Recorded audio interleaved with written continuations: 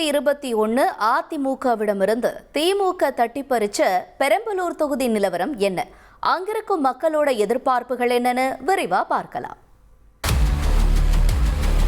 மக்களே, உங்க தொகுதி பத்தி கொஞ்சம் தெரிஞ்சுக்கோங்க. பெரம்பலூர் தனி சட்டப்பேரவை தொகுதி, மாவட்ட பேரையே கொண்ட தொகுதி.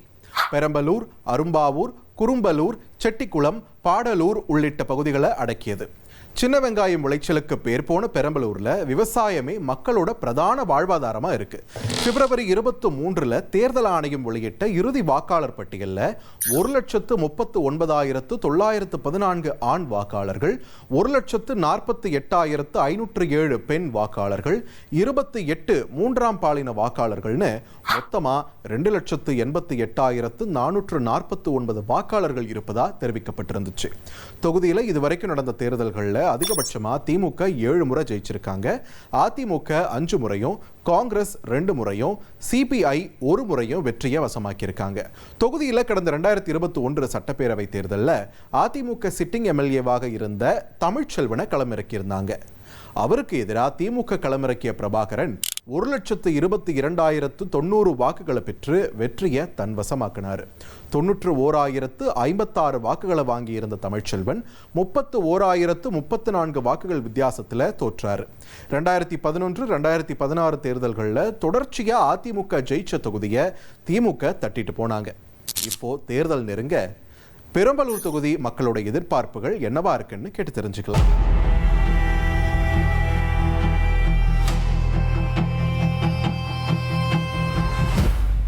பெண்கள் முன்னேற்றத்துக்கு மெயினாக பார்த்தீங்கன்னா பெரம்பலூரில் சின்ன சின்ன கடைங்களுக்கு தான் வேலைக்கு போயிட்டுருக்காங்க. படித்த பிள்ளைங்க, டிகிரி முடித்த பிள்ளைங்க எல்லாமே வேலைக்கு போயிட்டுருக்குறாங்க. நல்ல ஐடி முடித்த பிள்ளைங்க இருக்கிறாங்க. அதே போல் நம்ம கைத்தொழில் தெரிஞ்சவங்க இருக்காங்க. ஆனால் அதை எப்படி நம்ம செயல்படுத்தணுங்கிறது அவங்களுக்கு தெரியல. அந்த மாதிரி மக்களையும் நம்ம கை தூக்கி விடுற மாதிரி ஒரு நல்ல நிறுவனங்கள் வந்தாங்கன்னா நல்லாயிருக்கும். இந்த பகுதியில் எல்லாமே பார்த்திங்கன்னா ரொம்ப வறட்சியான பகுதி. இது இந்த வறட்சி சார்ந்து விளைவிக்கக்கூடிய விளைபொருட்கள் அப்படிங்கிறது இப்போ கடந்த 10 ஆண்டுகளாக அழிஞ்சிருச்சு.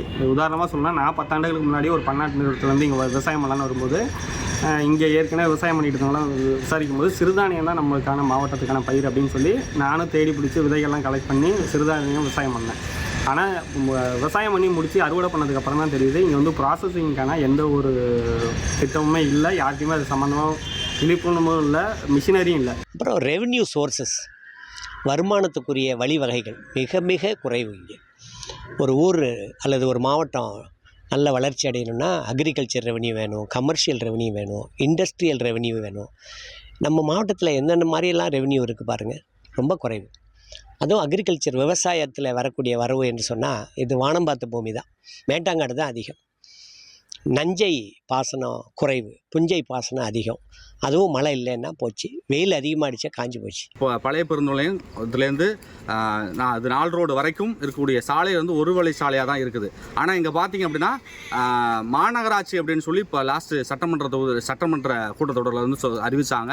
ஆனால் இங்கே பார்த்தோம் அப்படின்னா அதுக்கான எந்த ஒரு செயல்பாடும், அதுக்கான எந்த ஒரு கட்டமைப்பு பராமரிப்பு எதுவுமே இல்லாமல் தான் இருக்குது. உயிர்காக்கும் உயர் சிகிச்சைங்கிறது பெரம்பலூர் மாவட்டத்தில் இல்லை.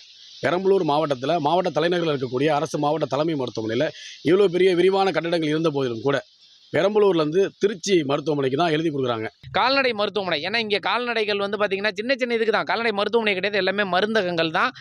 ஒரு கால்நடை மருத்துவமனை கூட பெரம்பலூர் மாவட்டத்தில் கிடையாது. இப்போ நம்ம ஒரு ஆப்ரேஷன் பண்ணணும், ஒரு கால் ஒடிஞ்சிருச்சு அப்படின்னா அந்த மாட்டை நம்ம காப்பாற்ற முடியாத சூழல் தான் இருக்குது. பழைய பேருந்து நிலையம் மற்றும் புதிய பேருந்து நிலையம், இந்த பெரம்பலூர் சிட்டிக்குள்ளார பார்த்தீங்கன்னா இந்த 2 இடத்துல மட்டும்தான் பொது சுகாதார வளாகம் இருக்குது.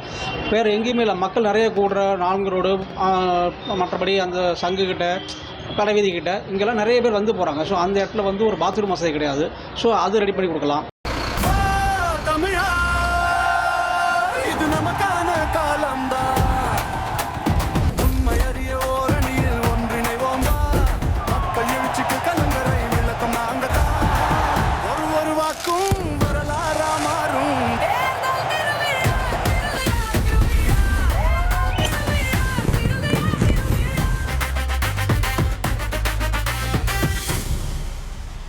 உங்கள் தந்தி1 தொலைக்காட்சியில் காதலும் கலகலப்பும் நிறைந்த ஒரு புத்தம் புதிய ஃபேண்டசி தொடர் ராஜா ராணி, தினமும் இரவு 8 மணிக்கு.